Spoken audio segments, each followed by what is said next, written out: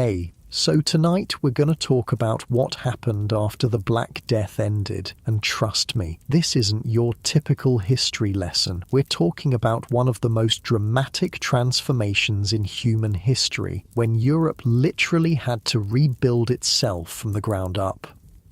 Oh, and if you're enjoying these stories, I'd really appreciate a like or subscribe. Super curious where you're all listening from, so drop a comment with your location and what time it is there. Always blows my mind how people are falling asleep to this all over the world. Alright, find that cozy spot, take a nice slow breath, and just let your body sink into whatever you're lying on. We're heading back to 1453, and trust me, you're going to be real grateful for that mattress by the time we're done. So, congratulations! You just woke up in England, 35 years after the Black Death swept through Europe like nothing anyone had ever seen before. The good news? You survived. The bad news? Well, let's just say the world you knew is gone. You open your eyes, and the first thing that hits you isn't what you see, it's what you don't hear. No morning bustle from the village square, no children playing in the streets, no hammering from the blacksmith's shop, just silence. That heavy, unnatural quiet that settles over places where too many people used to live. Your muscles ache as you stretch, that deep tiredness that comes from working harder than your body wants to. But these days, everyone who's left works harder than they should. There's no choice. You roll over, feeling the rough straw mattress beneath you. At least you have a mattress now. Before the plague, serfs like you slept on bare ground with maybe some rags for warmth. But now, well, when half the population dies, suddenly there's a lot more stuff to go around. Strange how that works, isn't it?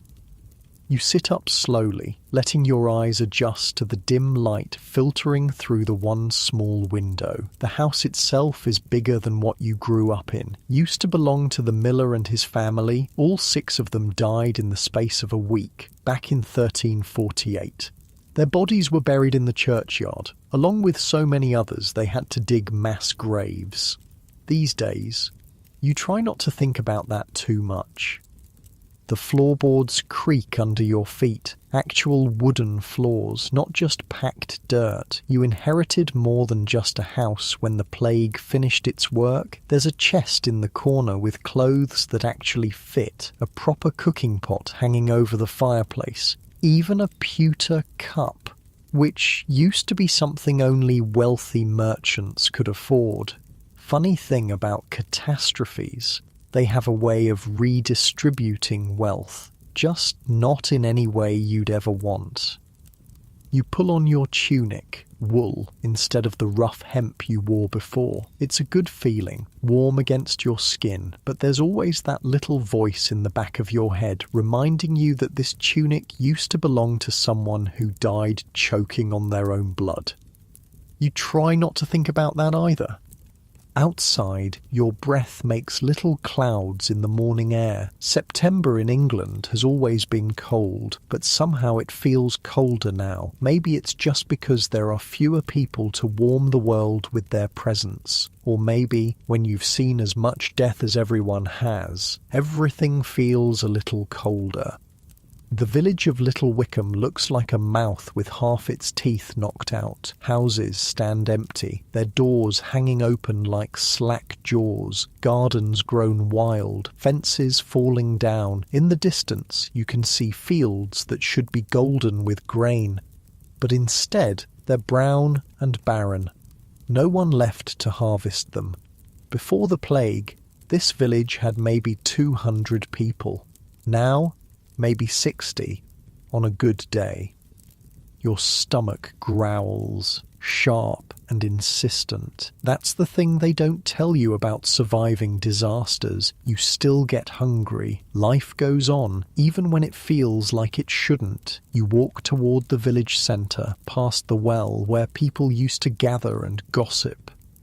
The wooden bucket hangs there, rope frayed and water level low. Maintenance is, well, everything's about maintenance now. There just aren't enough hands to keep things running the way they used to. The baker's shop is still closed. Has been for 3 years now. Thomas the baker died, along with his wife and 2 sons. His apprentice tried to keep things going for a while, but bread making isn't something you just pick up. The few loaves he managed to make were... let's just say they were dense enough to use as building materials. These days, people bake their own bread, or try to. Turns out, a lot of knowledge died with the plague. All those little skills that people pass down from parent to child, gone, just gone. You can smell wood smoke drifting from the direction of the manor house, Lord Edmund's place. He survived, though just barely, lost his wife, his 3 children, most of his household staff. Now it's just him, his remaining steward, and maybe a dozen servants, where there used to be 50. Poor bastard actually has to do some of his own work now. Can you imagine? But here's where things get interesting, and this is the part that would have been unthinkable before the plague. You're not going to bow and scrape when you see him. You're not going to tug your forelock and mumble, "Yes, my lord," and "No, my lord," like your father did. Because Lord Edmund needs you, more than you need him. See, when half the population dies, suddenly the people who are left become very, very valuable. Supply and demand, medieval style.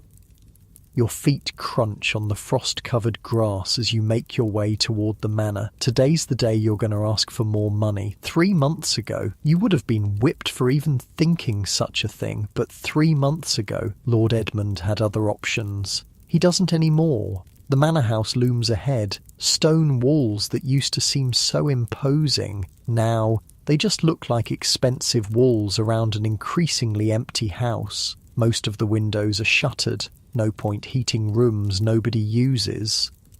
You rap on the heavy wooden door. 3 sharp knocks that echo in the morning stillness. Footsteps approach, slow and measured. The steward opens the door. Richard, a man who used to have 3 assistants, now he does everything himself. "Morning, Thomas," he says. His voice carries that particular weariness that everyone has now, the exhaustion of people trying to do too much with too little.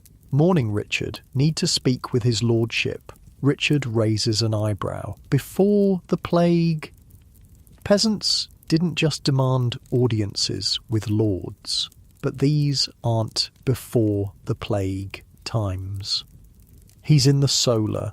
I'll let him know you're here." You wait in the great hall, and even here you can see how much has changed. The tapestries are dusty. There's no one left to maintain them properly. The long tables where dozens of people used to eat, most of them pushed against the walls and covered with cloth.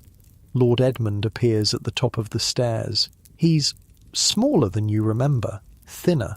The plague didn't kill him, but it aged him 20 years in 5. His clothes are fine, but they hang loose on his frame. Even the rich don't eat as well as they used to. "Thomas," he says, coming down the stairs with careful dignity. "Richard says you wanted to speak with me." "Aye, my lord, about my wages." The words hang in the air between you. A year ago, hell, 6 months ago, this conversation would have ended with you in the stocks. But Lord Edmund just sighs, like a man who's had this conversation too many times already. "What are you making now? 2 shillings a week?" "Aye, but John over in Great Wickham, he's getting 3 shillings for the same work, and they're throwing in an extra measure of grain." Lord Edmund's jaw tightens. John's always been... He stops himself, takes a breath. "What exactly are you asking for?" 3 shillings, and I want Sundays off, proper off, not just morning service and then back to work." The old Lord Edmund would have exploded, called the guards, had you beaten. But the old Lord Edmund had 50 workers to choose from. This Lord Edmund has you, and maybe 5 others. He looks out the window at his fields, brown stubble where golden grain should be waving, fields that need to be ploughed for winter wheat, work that has to be done, and not enough people to do it. 2 shillings and 6 pence, he says finally, and Sunday afternoons off.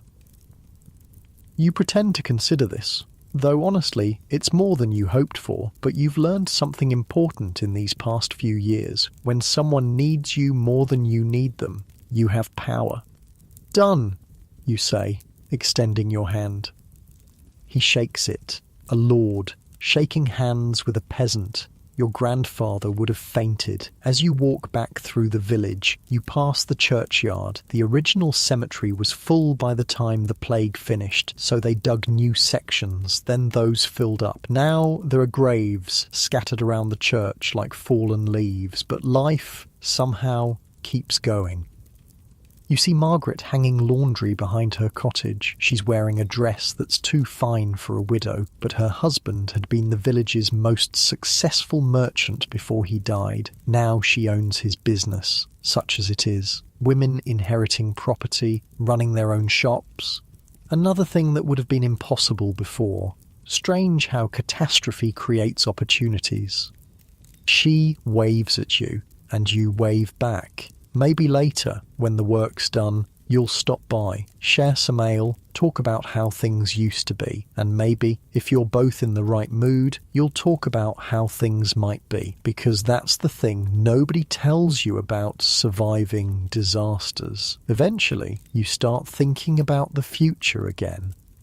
Your stomach rumbles once more, reminding you that survival still requires the basics: food, shelter, work. But as you head toward your own fields, the ones you're renting now that you can afford it, you're thinking about more than just getting by. You're thinking about getting ahead. The walk to your fields takes you past the old grain mill. The wheel still turns, but slowly. There's not enough grain to keep it busy. Before the plague, this mill ran from dawn to dusk during harvest season. No? Maybe 2 or 3 hours a day. Ooh. But that's changing too, slowly, because the people who survived, they're eating better, working less, demanding more. And when people have more money in their pockets, they buy more grain, more meat, more of everything. It's like watching a broken machine slowly start to work again. But differently. Better. In some ways. Your fields stretch out before you, not huge, but yours, well, rented, but at terms that your father never could have imagined. Lord Edmund was so desperate for someone to work this land that he agreed to let you keep 60% of what you grow. Before the plague, a peasant might keep 20% if he was lucky. The soil is dark and rich, ready for winter planting. You run it through your fingers, feeling the potential there. This land could feed a family, with enough left over to sell at market, maybe even enough to buy that piece of property down by the river that's been sitting empty since the Hartwell family died. Because here's what nobody expected when the plague finished killing people. It left behind a world with abundant land and scarce workers. And for the first time in centuries, that meant ordinary people had choices. You spend the morning breaking ground for winter wheat, the wooden plough cutting clean furrows in the earth. It's good work, honest work, but it's also chosen work. You're here because you want to be, not because some lord commanded it. That makes all the difference. Around midday, you stop for bread and ale. The bread's your own, made from grain you grew yourself. It's dense, a little burned on one side, but it's yours, and that makes it taste better than any bread some baker ever made. As you eat, you watch smoke rising from chimneys around the village. Fewer chimneys than before, but the ones that are lit burn brighter. People heat their homes better now, eat heartier meals, wear warmer clothes. The plague took everything, but it also left everything behind. For the survivors.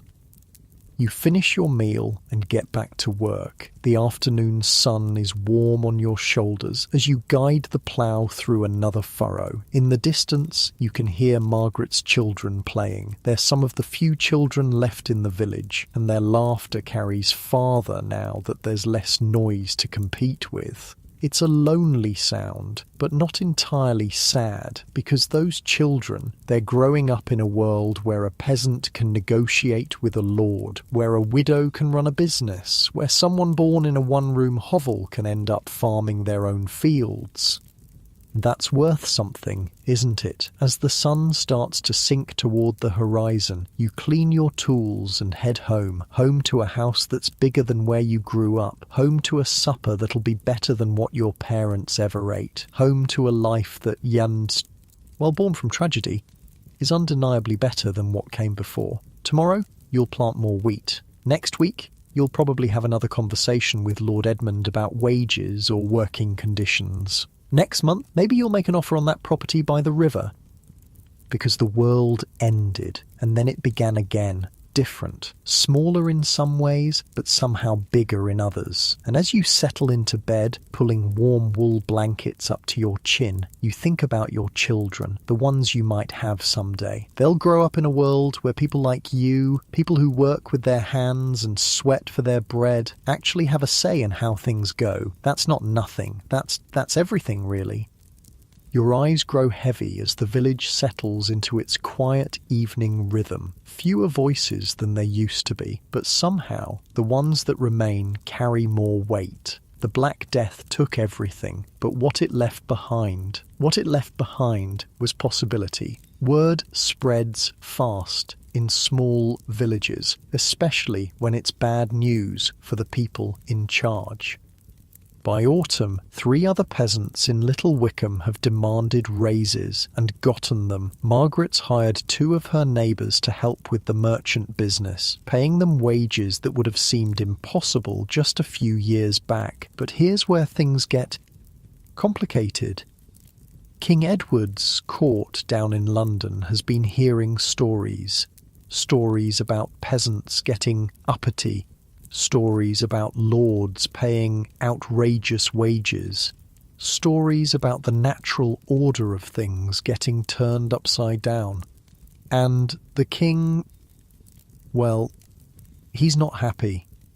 You hear about it first from a travelling tinker who stops by the village in late October, his cart's loaded with pots and pans, but more importantly, he's loaded with news from the wider world. Parliament's passed a new law, he tells you as you examine a copper pot. Statute of Labourers, they're calling it. Says no worker can demand more than they were paid back in 1346. Before all the dying started. You set the pot down, feeling something cold settle in your stomach. What's that mean exactly?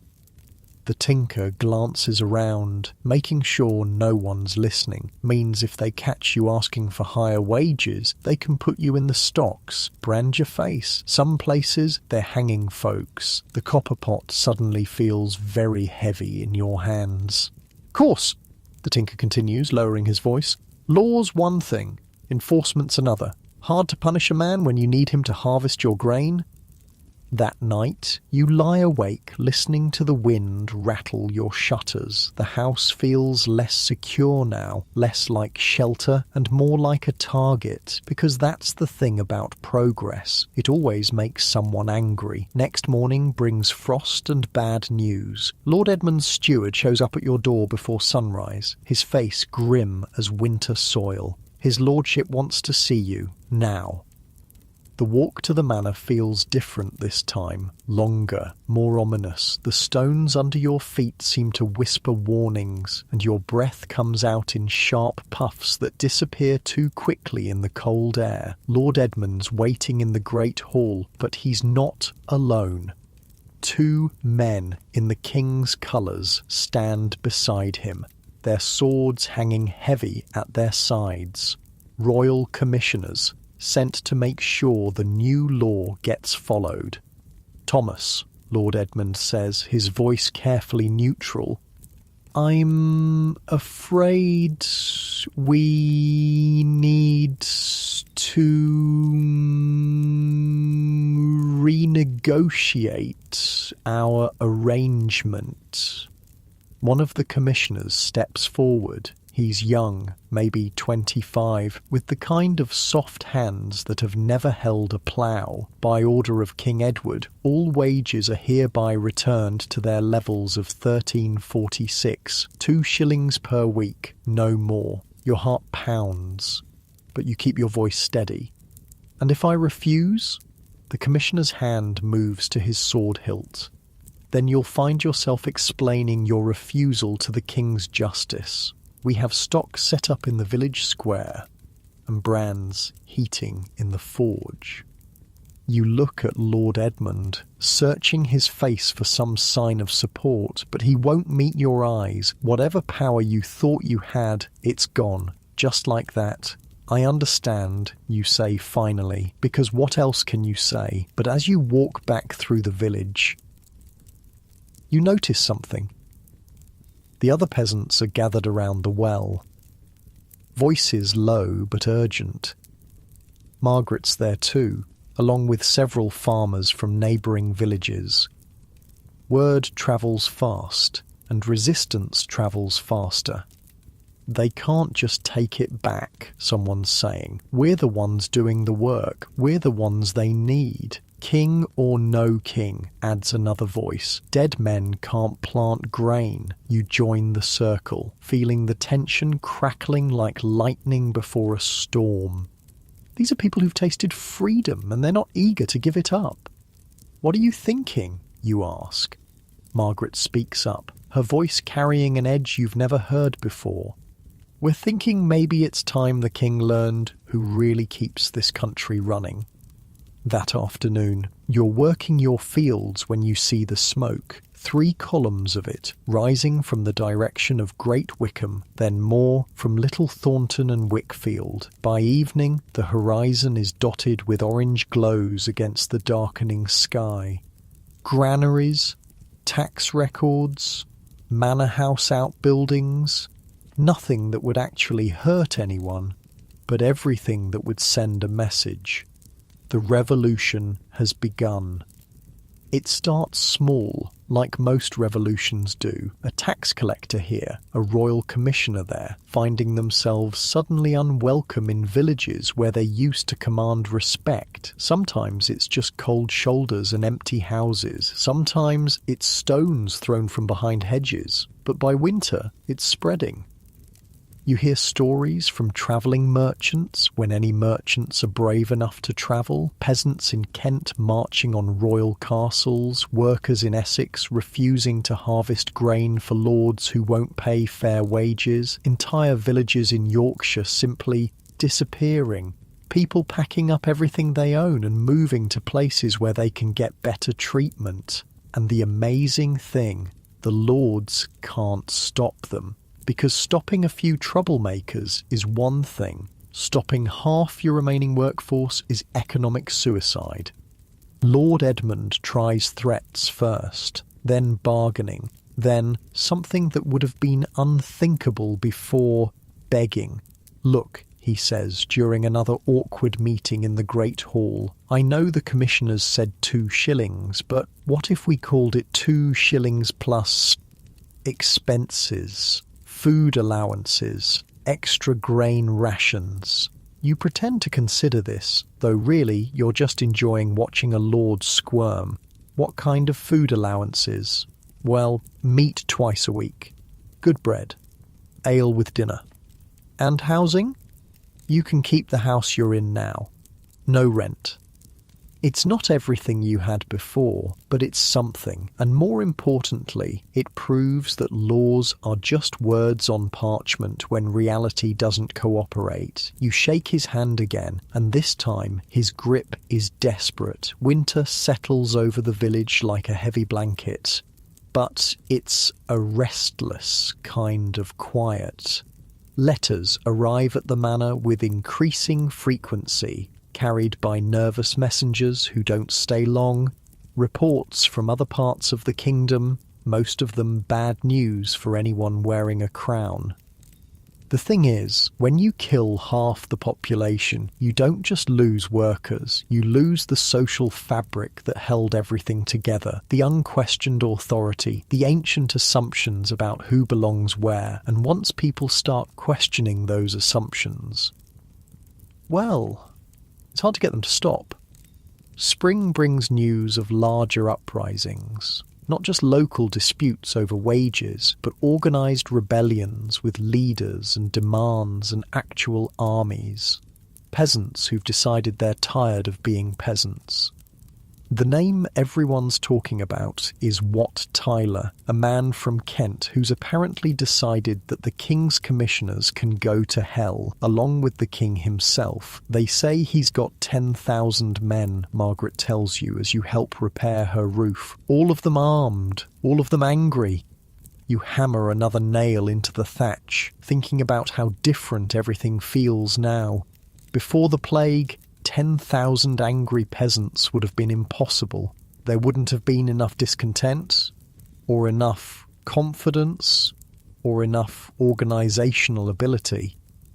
But after the plague, well, surviving a catastrophe teaches you that the impossible happens all the time. What's he want, you ask? End to serfdom, fair wages, death to corrupt officials. She pauses, then adds quietly, sounds reasonable to me. By early summer, the rebellion's no longer just a story you hear from travellers. It's something you can see on the horizon. Smoke from burning tax offices, streams of refugees fleeing areas where royal armies and peasant militias are fighting running battles. And then, one morning in June, you wake up to find armed men camped in your village square. Not royal soldiers, not exactly, and not local peasants either. Something in between. Men with weathered faces and work-hardened hands, but carrying proper weapons and wearing bits of armour clearly taken from somewhere else. Their leader's a woman, which is shocking enough by itself, but she carries herself like someone used to being obeyed, and when she speaks, people listen. We're heading to London, she announces to the growing crowd, to present our demands to the king. Anyone who wants to come, you're welcome. What demands? Someone calls out. She unfolds a piece of parchment, though you suspect she's memorised every word. End to serfdom and villanage. Fair wages for all workers. Abolition of poll taxes. Punishment for corrupt officials who've grown fat while honest people starve. The crowd murmurs, weighing the risks. Because joining a rebellion is serious business. People get hanged for rebellion. But then again, people have been getting hanged just for asking for fair wages. What makes you think the king will listen? Lord Edmund has appeared, flanked by his remaining guards, but his voice lacks its old authority. He sounds worried. The woman looks at him with something that might be pity. Your lordship, with respect, the king doesn't have much choice. Half his tax collectors are dead or fled. His armies are stretched thin, fighting uprisings from here to Scotland, and winter's coming. If he wants grain harvested and bread baked and roads maintained, he needs us more than we need him. She's right, and everyone knows it. That evening, as the rebels make camp in the common pasture, you find yourself thinking about choices, about the life you've built since the plague, and whether it's worth risking for the chance at something better. Margaret's already decided she's sold her business to a cousin, packed everything she owns into a wagon, and volunteered to help organise supplies for the march to London. You coming? She asks, as you help load her belongings. You look around the village, at the house you've called home, at the fields you've been working, at the life you've slowly, carefully constructed from the ruins of the old world. It's a good life, better than anything your parents could have imagined. But it's also a life that depends on the goodwill of people who would take it away in a heartbeat if they could. Yeah, you say finally, I'm coming. Because here's what you've learned in the years since the plague. Survival isn't just about staying alive. It's about building something worth staying alive for. The next morning, you lock your door, leave a note for Lord Edmund explaining that you've gone to discuss working conditions with the king, and join the line of people heading south toward London, the roads full of others like you, farmers and craftsmen and merchants and labourers, all united by the simple belief that they deserve better than what they're getting. Some carry weapons, others just carry tools, but all of them carry something that would have been impossible before the plague. Hope. The landscape you pass through tells the story of the last 5 years in burned fields and empty villages and manor houses with boarded windows. But it also tells another story in new construction and improved roads and signs of careful, purposeful rebuilding. Because that's the thing about catastrophes. They clear away the old, making room for something new to grow.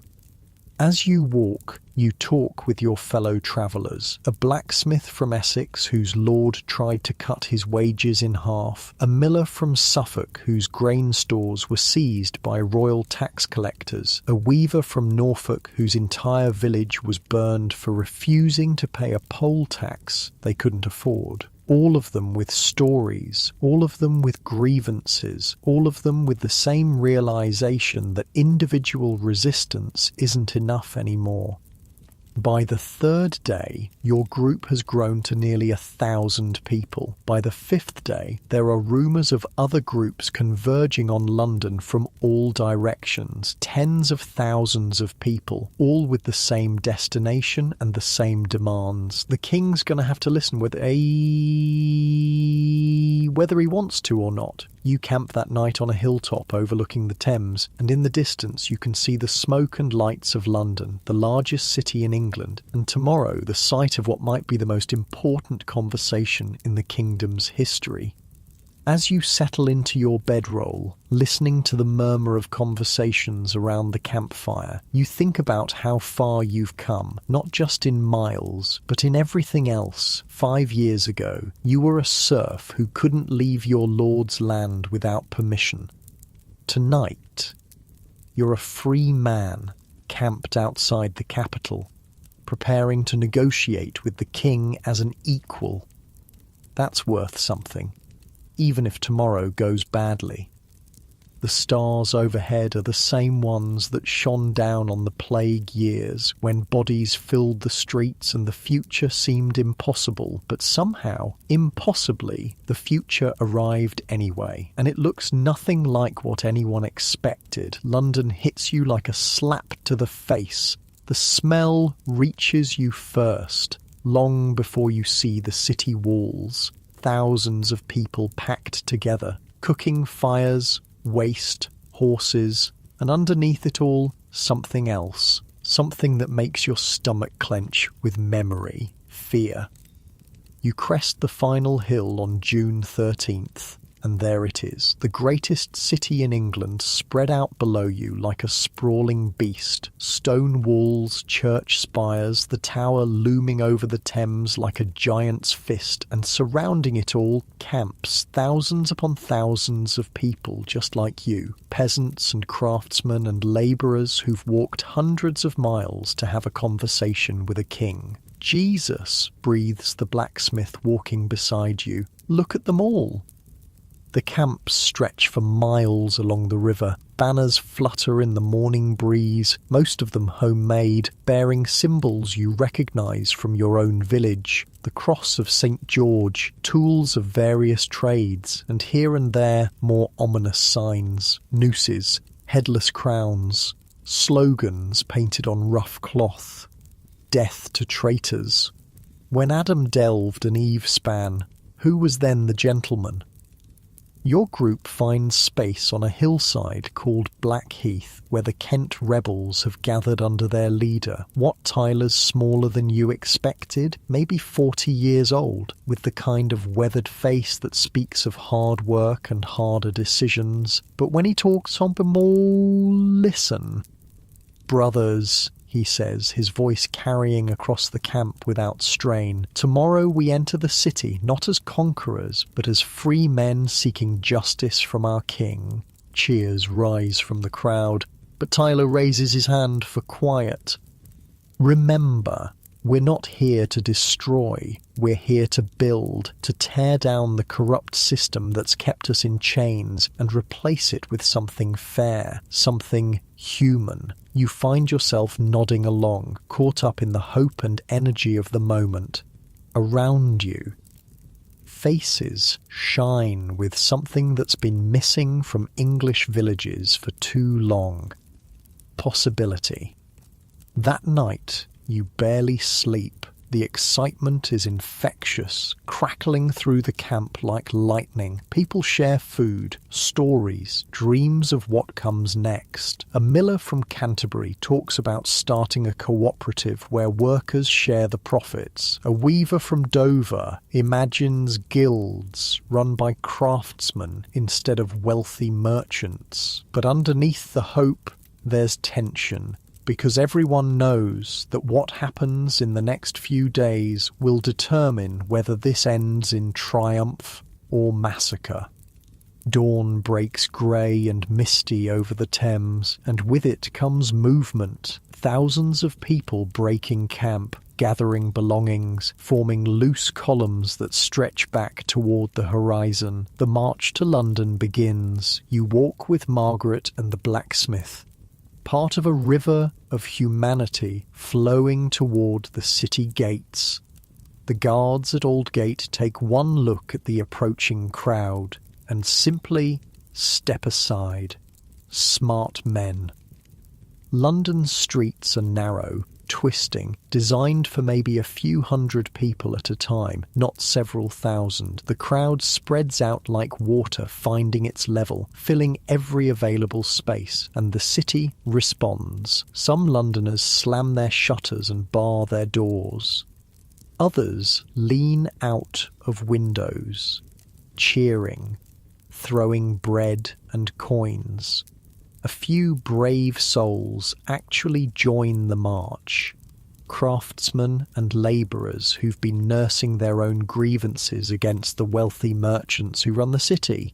But it's when you reach the wealthy quarter that things get interesting. The houses here are different, larger, built of stone instead of timber, with courtyards and gardens and all the signs of lives lived in comfort while others struggled. Someone throws a stone. You're not sure who, but suddenly the air's full of them. Windows shatter, doors splinter, and the crowd. The crowd tastes blood. The Savoy Palace. That's where it really starts. John of Gaunt's residence, the most magnificent building in London after the royal palaces, home to the man who's been the real power behind the throne while young King Richard grows into his crown. Someone shouts, "Burn it," and suddenly everyone's shouting it. You find yourself swept along with the crowd through the palace gates into courtyards filled with treasures that represent more wealth than your entire village sees in a decade. Tapestries, gold plate, furniture carved from exotic woods, and all of it, every bit of it, bought with money squeezed from people who work for a living. The palace burns beautifully. You stand in the courtyard, watching flames lick at windows, feeling the heat on your face and thinking about justice, about balance, about how sometimes the only way to build something new is to burn down what came before. Margaret appears beside you, her face lit by the orange glow. "Feel good?" she asks. "Yeah," you admit. "It does." But even as the palace burns, Tyler's trying to maintain order. You see him moving through the crowd, reminding people that they're here for justice, not revenge. That destroying property is one thing, but harming people is another. Mostly, people listen to him. mostly. The Fleet prison gets opened, and suddenly the streets are full of freed prisoners. Some of them are debtors, people imprisoned for owing money they couldn't pay. Others have been locked up for more serious crimes. Temple Bar burns next, along with all the legal records stored there. Centuries of laws and precedents and property deeds, gone in an afternoon of smoke and celebration. Because here's what the lawyers and lawmakers never understood. When the law serves only the wealthy, burning the law starts to feel like justice. As evening falls, you find yourself with a group of rebels surrounding the Tower of London, the ancient fortress where kings have lived and died, where traitors have been executed, where the machinery of royal power grinds on regardless of who suffers beneath it. And inside, trembling behind stone walls that suddenly don't seem so impregnable, is 14-year-old King Richard himself. "Come out," someone shouts. "Come out and face your people." But the tower stays silent, its gates locked, its guards nowhere to be seen. Tyler arrives with a message. The king, through intermediaries, has agreed to meet tomorrow morning at Mile End, outside the city walls, a place where both sides can gather safely. "He's agreed to hear our demands," Tyler announces. "All of them. Freedom from serfdom, fair wages, punishment for corrupt officials." The crowd erupts in cheers.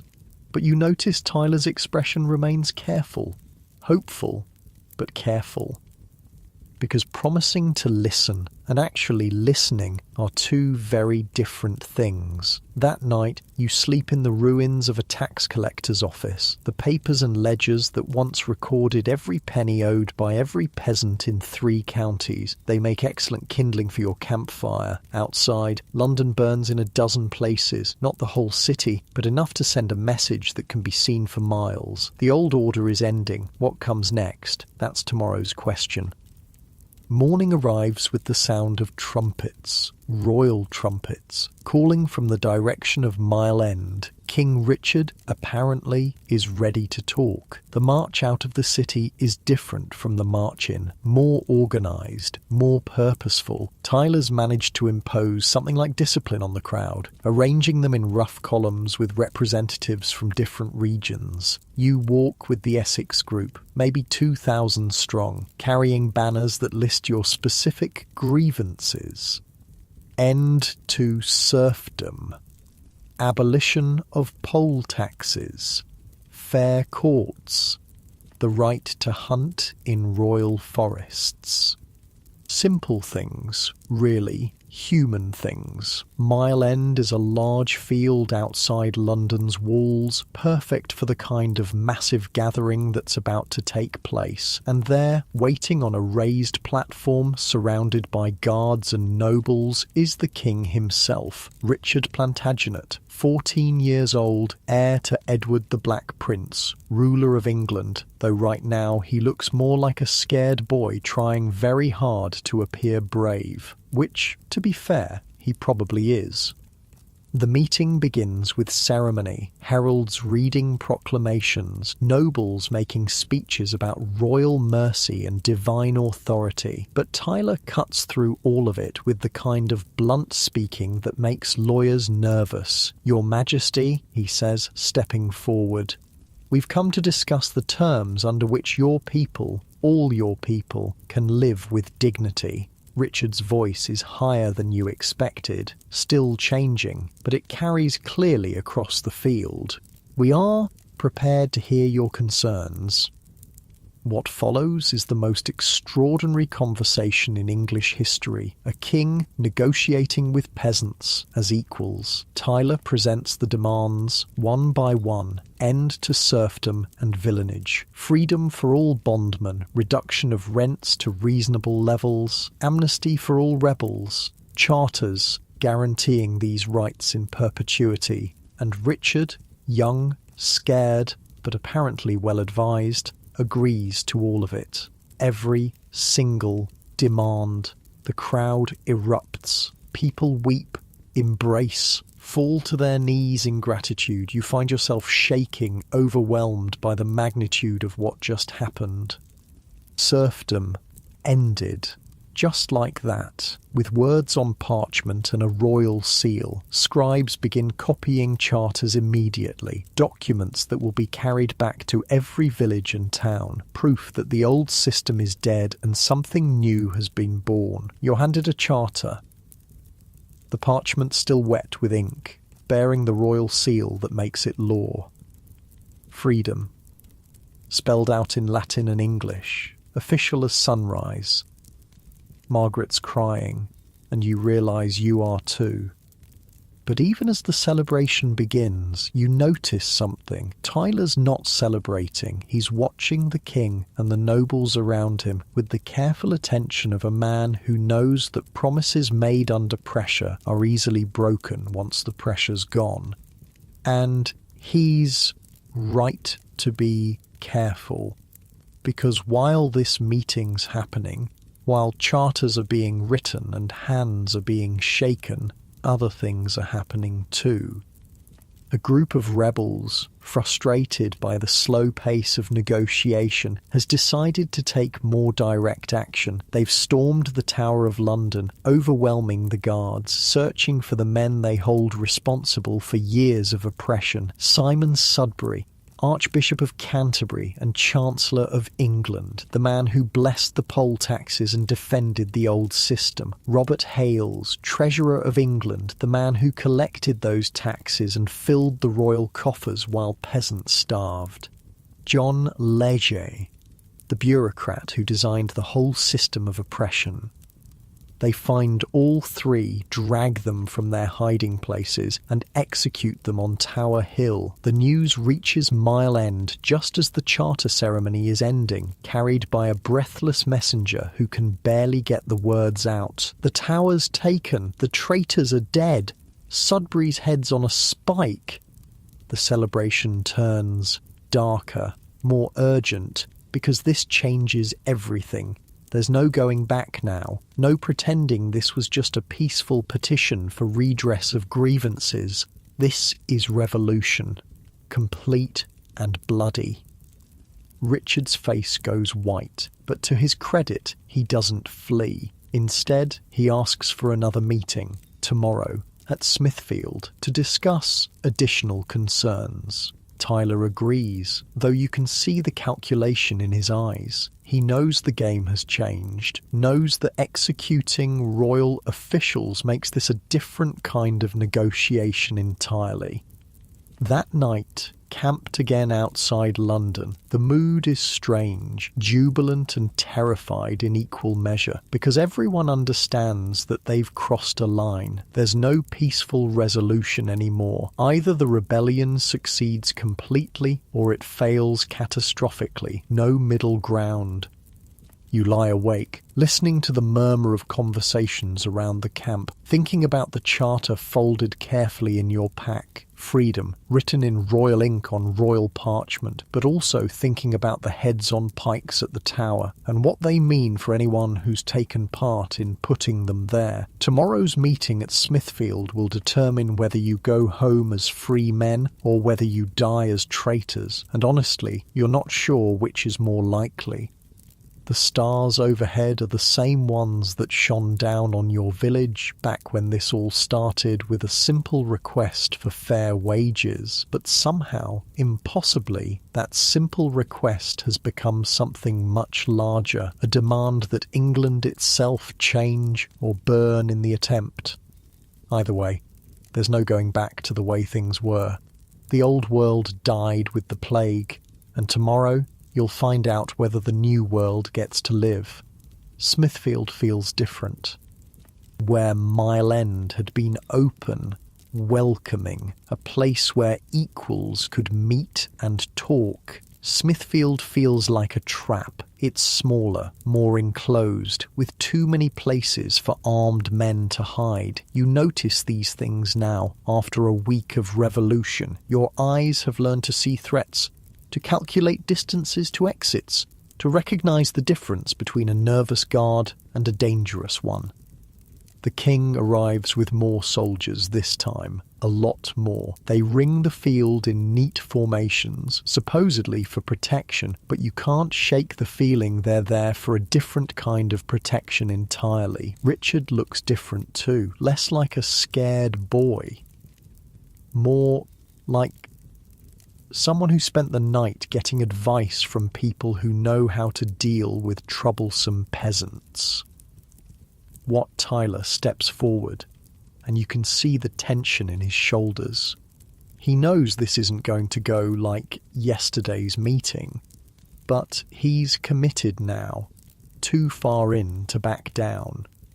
Your Majesty, Tyler begins, we've come to discuss additional terms, but Richard cuts him off. The terms discussed yesterday are sufficient. We suggest you return to your homes and trouble us no more. The words hit the crowd like a physical blow. Yesterday's promises, suddenly conditional, suddenly negotiable.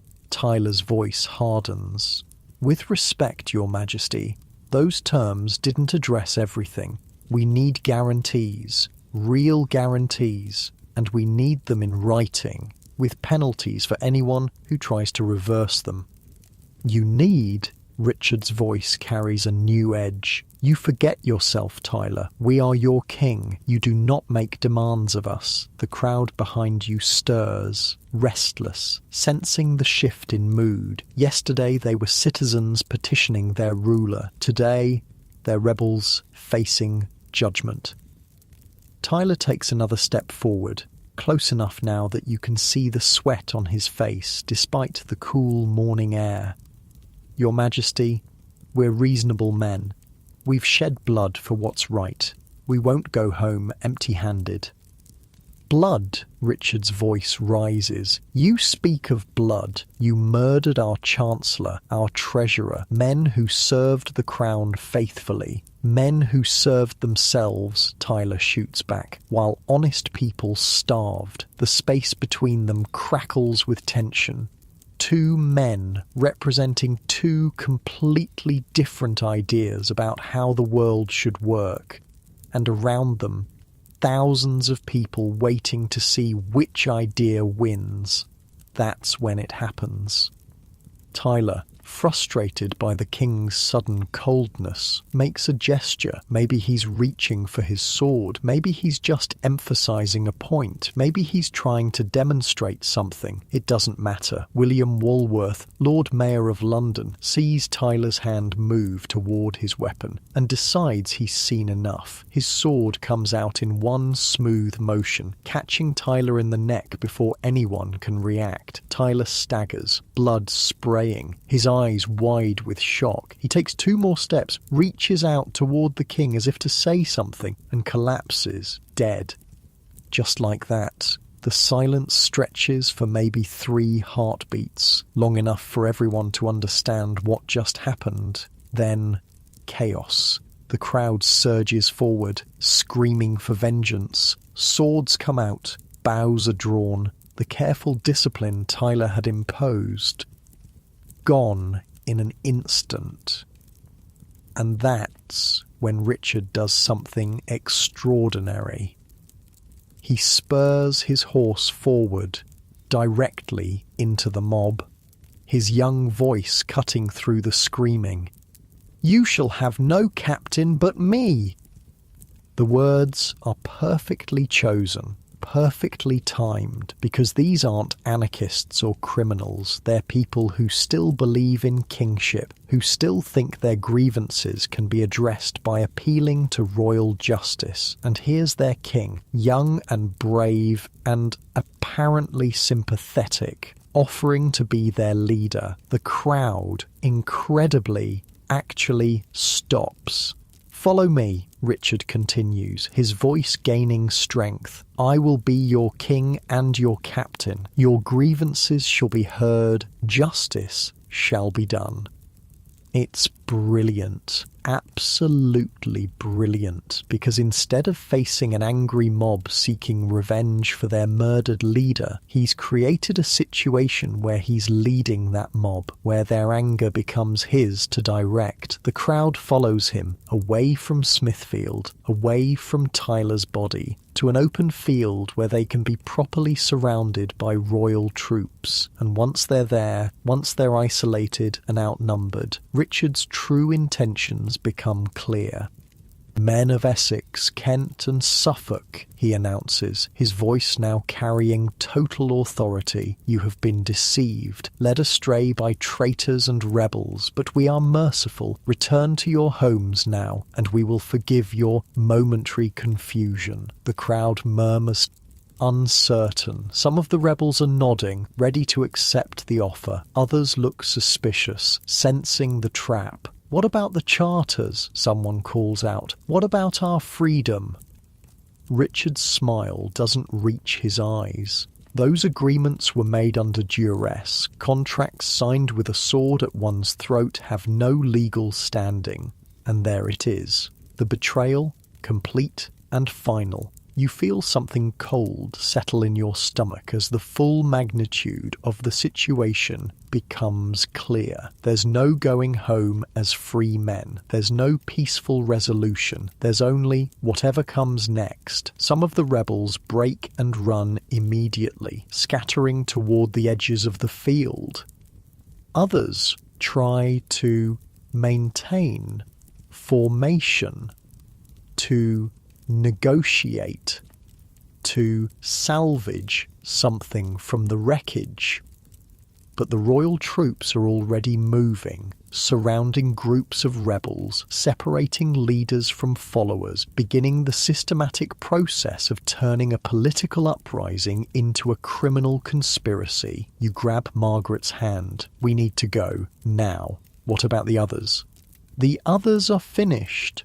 We stay. We're finished too."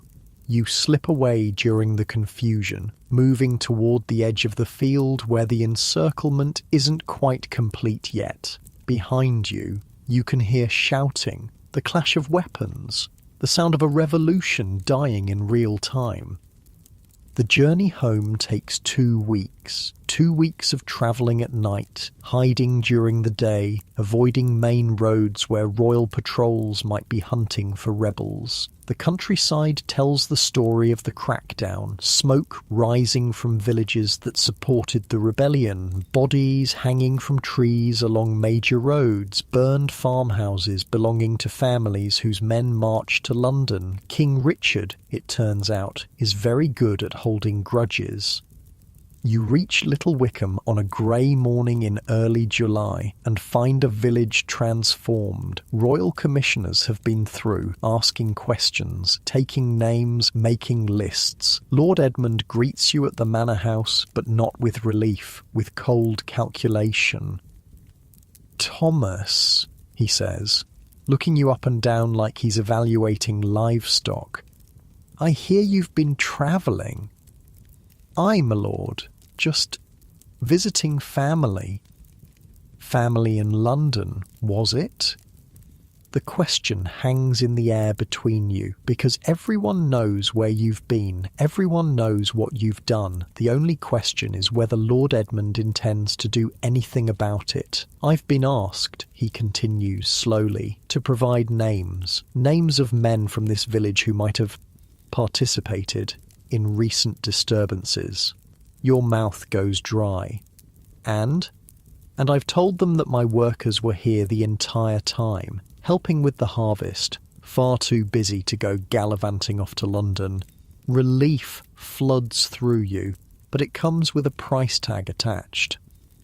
"Of course," Lord Edmund adds, "busy workers deserve appropriate compensation. I'm thinking 18 pence a week. No more requests for raises, no more negotiations. Take it or find yourself explaining to the King's Justice why you happen to be away from the village during the recent unpleasantness." 18 pence, less than you were making before the rebellion, less than you'd negotiated after the plague, but more than nothing, which is what you'll get if you're hanged as a traitor.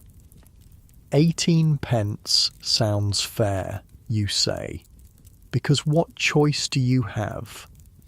The months that follow are quiet. Dangerously quiet. The kind of quiet that comes when people are afraid to talk, afraid to complain, afraid to do anything that might bring unwanted attention. The rebellion's leaders are hunted down systematically. Some are executed publicly, their heads displayed on spikes as warnings. Others simply disappear, their fate left to imagination. The promises made at Mile End, forgotten. The charters guaranteeing freedom declared null and void.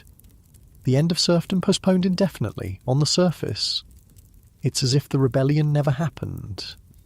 But underneath, things have changed in ways that can't be undone. Because here's the thing about revolutions, even failed ones, they change how people think about themselves, about their place in the world, about what's possible. You work Lord Edmund's fields, but you don't work them the same way. There's a sullenness to it now, a resentment that wasn't there before. You do what's required, but no more. And when opportunities arise to cause small problems, equipment that breaks at inconvenient times, grain that somehow gets spilled, work that takes longer than it should, well, accidents happen. Other villages are experiencing similar accidents. Productivity drops across the kingdom, not dramatically but enough to be noticed, enough to matter. And the royal treasury, despite the crackdown, continues to struggle because dead peasants don't pay taxes, fled workers don't harvest grain, and sullen, resentful labourers don't work as hard as motivated ones. Winter brings news from London. Parliament's abandoned attempts to collect poll taxes, too expensive to enforce, too dangerous to pursue. The rebellion failed, but its central demand, the thing that started all the trouble, has quietly been achieved. Small victories. By spring, subtle changes are spreading through the kingdom. Lords are offering better terms to keep workers from fleeing. The church is preaching less about obedience and more about justice. Merchants are hiring workers at wages that would have been unthinkable just a few years back. Not because anyone changed their minds about the natural order of things, but because the natural order, after the plague, after the rebellion, simply doesn't work anymore. Margaret's doing well. She's opened a new shop in the next village over, buying and selling goods for travellers. Business is good, partly because she's smart, partly because she's one of the few people left with enough capital to take advantage of opportunities. Funny how things work out, she says one evening as you share ale by her fireplace. All that fighting, all that dying, and in the end, we got most of what we wanted anyway. Did we? Look around. You're paying lower rent than before the rebellion. I'm running my own business. The poll tax is gone. Lords are competing for workers instead of the other way around. She's right, in a way. The rebellion failed, but the world it was fighting for? That world arrived anyway. Slowly, quietly. Through 1,000 small adjustments and compromises, because that's how real change usually happens, not through grand gestures and dramatic confrontations, but through the steady, persistent pressure of people who refuse to accept the unacceptable. You think about Wat Tyler sometimes, lying in the dirt at Smithfield, blood pooling around his head. He died for nothing and everything. The immediate cause was lost, but the deeper cause, the thing he was really fighting for, that survived. Freedom isn't just a word on parchment, it's a way of thinking, a refusal to accept that some people matter more than others just because of where they were born. And once that idea gets loose in the world, it's very hard to put back in the bottle. Outside Margaret's window, you can see lights in houses across the village, people living their lives, making their choices, building their futures, not as serfs or bondmen, but as free people who happen to be poor. That's not nothing, that's actually everything. The plague took half the population of Europe. The rebellion that followed took hundreds more lives. But what emerged from all that death, what crawled out of the wreckage of the old world, was something unprecedented, a society where ordinary people had choices, where someone born in a hovel could end up owning land, where a widow could run a business, where a peasant could tell a lord no and live to talk about it. It wasn't the world Tyler dreamed of, but it was closer to that dream than anyone thought possible. Back when the dying started and the future seemed impossible, change comes slowly, then all at once, and sometimes, if you're very lucky, you get to live through the moment when everything shifts, when the old assumptions crumble, when new possibilities suddenly seem real. The Black Death was the worst thing that ever happened to medieval Europe, but what came after, what grew from the soil, fertilized by all that death, was the beginning of the modern world, a world where people like you matter, where your voice counts, where the future belongs to everyone. Not just the people born wealthy enough to own it. That's worth remembering as you drift off to sleep in a house you choose to live in, earning wages you helped negotiate, in a village where you're free to stay or go as you please.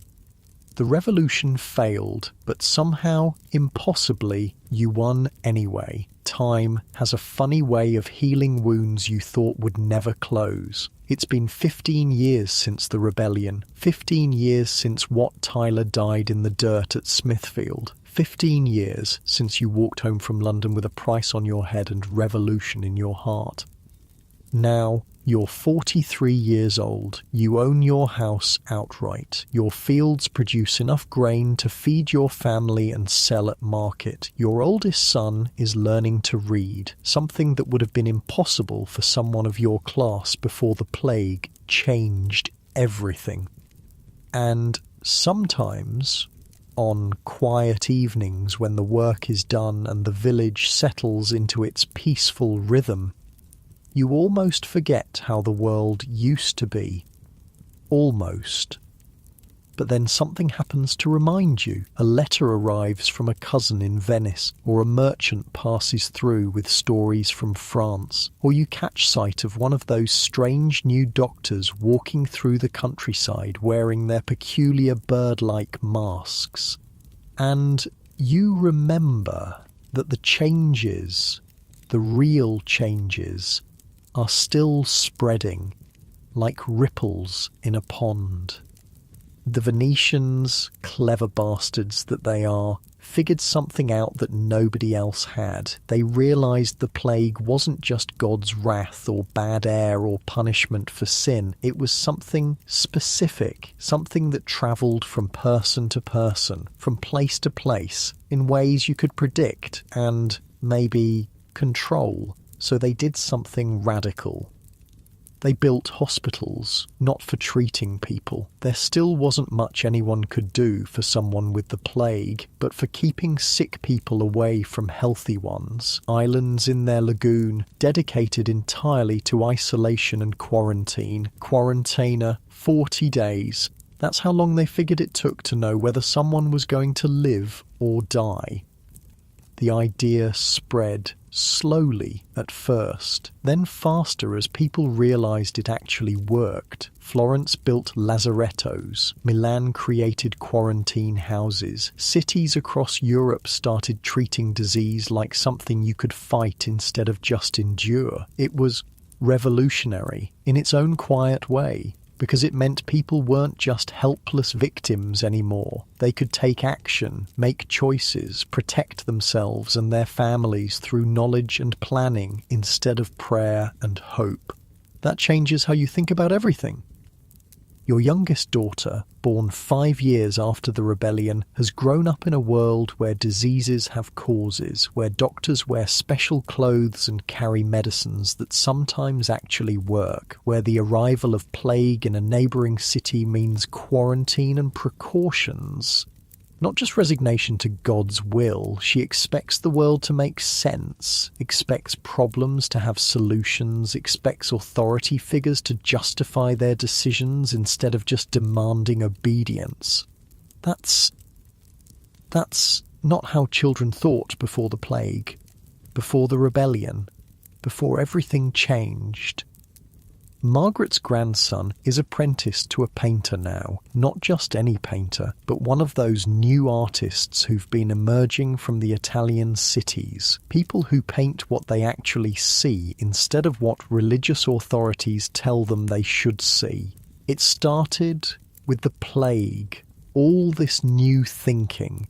When you've watched half your neighbours die for no reason, anyone can explain.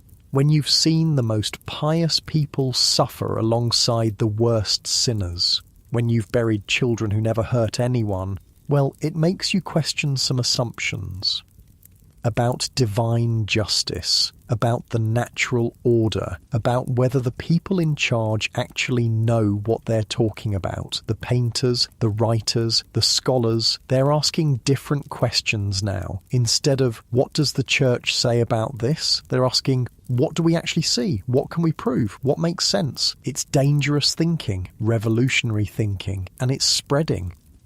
You see it in small ways, daily ways. The village priest still gives sermons about obedience and accepting your station in life, but fewer people nod along. More folks ask awkward questions about why God would let good people suffer while corrupt officials prosper. The manor house still dominates the landscape, but Lord Edmund spends more time negotiating with workers than commanding them, because he learned the hard way that people who don't want to work for you can usually find someone else who'll treat them better.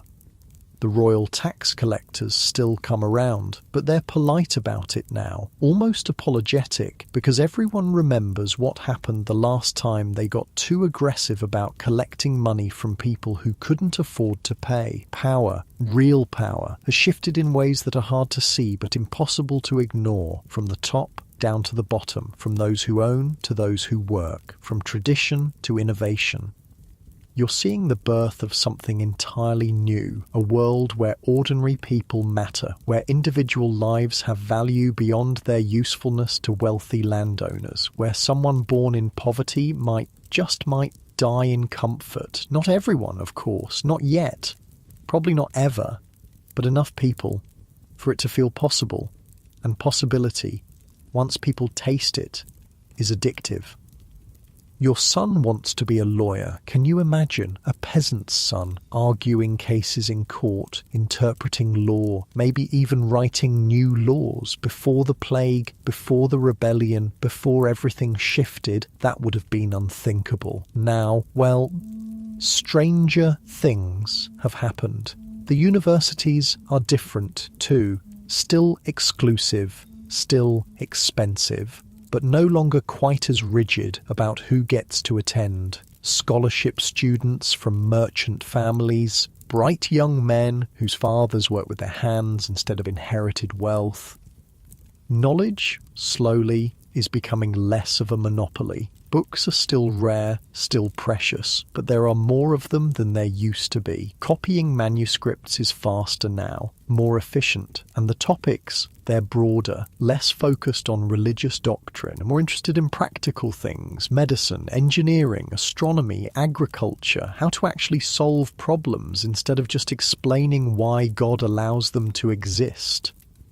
You've learned to read a little yourself. Not much, but enough to puzzle through contracts and legal documents. Enough to know when someone's trying to cheat you with fancy language. Knowledge is power, and power, even a little bit, changes everything. The roads are better maintained now. Not because the king ordered it, but because merchants and travellers demanded it, because people who can afford to travel want safe, reliable routes, because local communities realised they could tax road usage and fund improvements themselves. Self-interest, properly organised, turns out to be a powerful force for positive change. Who knew? The markets are livelier too. More goods, more choices, more competition between sellers, which means better prices for buyers, better wages for workers, better opportunities for anyone clever enough to spot them. Margaret's doing very well indeed. Her trading business now spans 3 counties, dealing in everything from grain to metalwork to exotic spices from places you can't pronounce. She employs 12 people, pays them fair wages, and somehow still manages to turn a healthy profit. The secret, she tells you over wine that's considerably better than the ale you used to share, is treating workers like partners instead of property. Happy people work harder, satisfied customers come back, honest dealing builds reputations, and reputation builds wealth. Revolutionary thinking, but it works. The village itself has grown, not back to its pre-plague size, that'll probably never happen, but new families have moved in, younger people looking for opportunities, craftsmen attracted by the prospect of affordable land and lower taxes, new blood. New ideas, new ways of doing things. The church is different too. Father Michael still preaches on Sundays, but his sermons focus more on compassion and community service, less on obedience and eternal damnation. He's learned that people who've survived catastrophe want practical guidance, not threats about theoretical punishment. Plus, he needs the congregation's support more than they need his approval. Empty churches don't collect tithes. Even God's representatives have to adapt to new realities. But perhaps the most remarkable change, the one that would have been impossible to imagine 30 years ago, is how people think about the future. Before the plague, the future was predetermined. Fixed. You were born into a station in life and you died in the same station. Your children inherited your social position along with your debts. Progress was measured in generations, if it happened at all. Now people make plans, set goals, imagine their children living better lives than they did, believe that hard work and clever thinking can actually change outcomes. Hope, it turns out, is contagious. Your oldest daughter is married to a blacksmith's son who's saving money to open his own shop. Your middle son works as a clerk for a wool merchant, learning the business, planning to eventually start his own trading company. Your youngest wants to study medicine, to become one of those new doctors who actually heal people instead of just blessing them. 3 children, 3 different paths. All of them leading upward. That's not luck, that's not accident, that's the direct result of living in a world where social mobility, while still difficult, is at least possible. The Black Death created that world, not intentionally, not kindly, but definitively. By killing so many people, it broke the rigid social structures that had kept everyone locked in place for centuries. By creating labour shortages, it gave ordinary workers bargaining power they'd never had before. By demonstrating that traditional authority couldn't protect anyone from catastrophe, it opened space for new kinds of thinking. The price was horrific. 25 million dead in Europe alone, families destroyed, communities wiped out, an entire generation traumatized by losses too great to comprehend. But from that trauma, somehow, emerged something unprecedented, a society where individual merit mattered more than inherited status, where innovation was valued alongside tradition, where people could question authority without facing immediate execution, the foundation, in other words, of the modern world. Not that anyone planned it that way. History rarely works according to plan. Usually, it stumbles forward through a combination of catastrophe and adaptation, crisis and opportunity, blind luck and stubborn human determination to survive. The plague was the catastrophe, the rebellion was the crisis. What came after, what you're living through now, is the adaptation, and it's remarkable. You're sitting by your fireplace on a winter evening in 1398, watching your youngest daughter practice writing by candlelight. Her letters are neat, careful, better than your own halting attempts at literacy. She's writing a letter to her cousin in London, describing life in the village, sharing news and gossip and plans for the future. Ordinary correspondence between ordinary people, except that 30 years ago, ordinary people couldn't write letters. Because they couldn't write, because they had no one to correspond with, because their lives were too narrow and constrained to generate news worth sharing. Now, your daughter's life is full of possibilities. School if she's smart enough, marriage if she finds the right partner, business if she's ambitious enough, travel if she's adventurous enough, freedom not unlimited but real. That's the plague's strangest legacy, not the millions of deaths, though those are remembered, not the economic disruption, though that's still being felt, but the simple fact that people now expect their lives to matter, expect their voices to be heard, expect their work to be valued, expect their children to have opportunities. Expectations, once raised, are hard to lower. Outside your window, the village sleeps peacefully under a blanket of snow. Smoke rises from chimneys. Dogs bark in the distance. Someone's playing a lute badly but enthusiastically. Normal sounds. Comfortable sounds. The sounds of people living their lives without fear of sudden catastrophe or arbitrary punishment. It took 30 years, but somehow, impossibly, normal came back. Different than before, better in many ways, but recognisably, blessedly normal. The plague taught Europe that catastrophe was always possible. The rebellion taught it that change was always possible too. And what emerged from those lessons was a new kind of society, one built on the revolutionary idea that ordinary people deserved ordinary happiness. Not much to ask for when you think about it. Food on the table, a roof overhead, work that pays fairly, children who might live better lives than their parents, basic human dignity. But for most of human history, even that much was too much to hope for. Now, it's the minimum people expect. That's actually extraordinary.